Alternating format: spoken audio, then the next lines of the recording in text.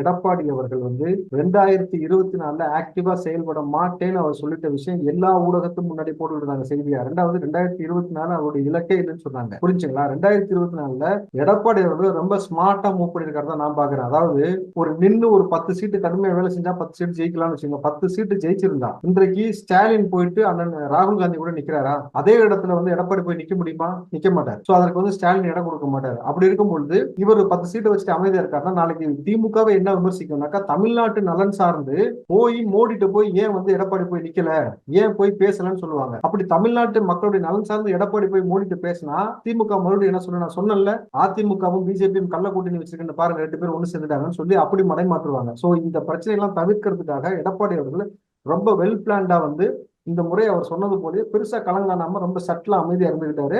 So அதுதான் இந்த எலெக்ஷன்ல நடந்திருக்கே தவிர இல்லாட்டி அதிமுக ஓட்டு சதவீதம் குறைஞ்சிருக்கணும்.